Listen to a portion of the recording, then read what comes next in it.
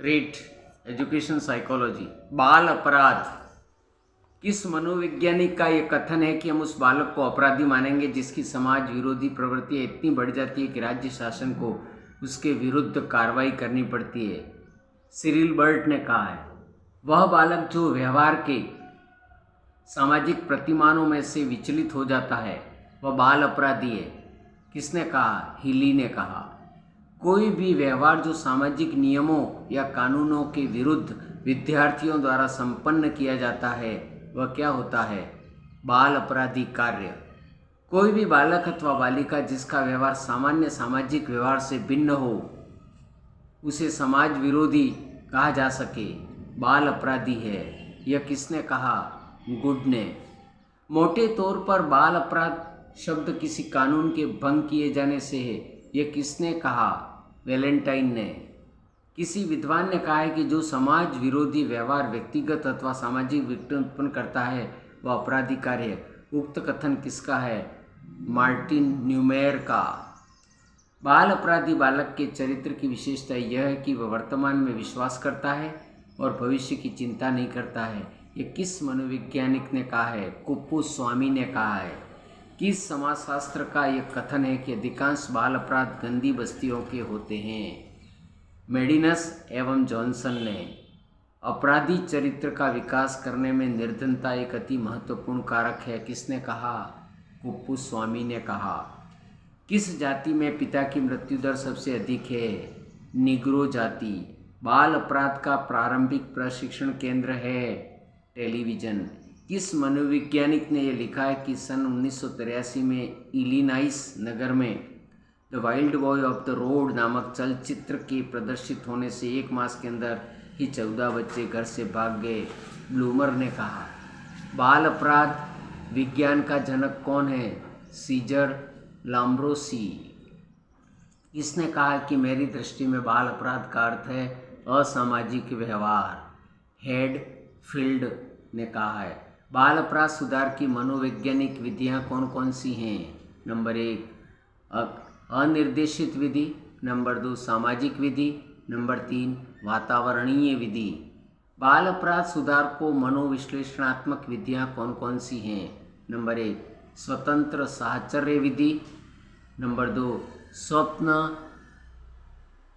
विश्लेषण विधि।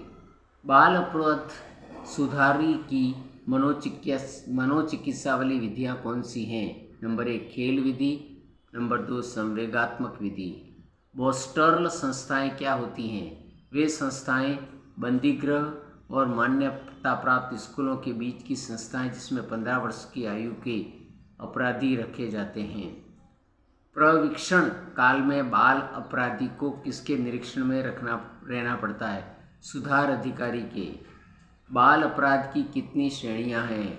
नंबर 1 चुनौती की अभिव्यक्ति, नंबर 2 यौन अपराध। बाल अपराधों का कारण बालकों द्वारा प्रहसन की पुस्तकों को पढ़ा जाना है। यह कथन किसने कहा? मेडिसन व जॉनसन ने कहा। आनुवंशिक लक्षण अपराधी प्रवृत्तियों को प्रोत्साहित करते हैं। ये किसने बताया? वैलेंटाइन ने। फिजिक एंड डेलिक्वेंसी पुस्तक के लेखक कौन हैं? ग्लिक व ग्रिक।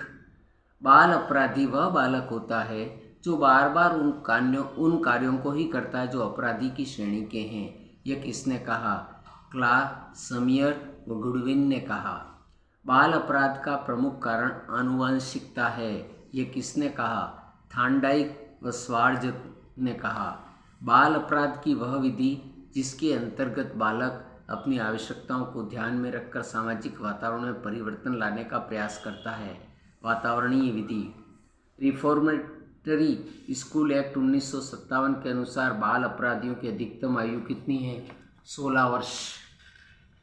अपराध वह कार्य है जिसे राज्य के समूह के कल्याण के लिए हानिप्रद घोषित कर दिया है, जिसे करने पर राज्य दंड दे सकता है। यह किसने कहा? लैंडिस और लैंडिस ने। किस राज्य में किशोरी के लिए किशोर धूम्रपान अधिनियम बनाए जाते हैं? बम्बई, मद्रास, बंगाल आदि। बाल अपराध हेतु अंग्रेजी में कौन से शब्द का प्रयोग किया जाता है? जुवेनाइल डेलिकेंसी, नाइल डेलिकेंसी।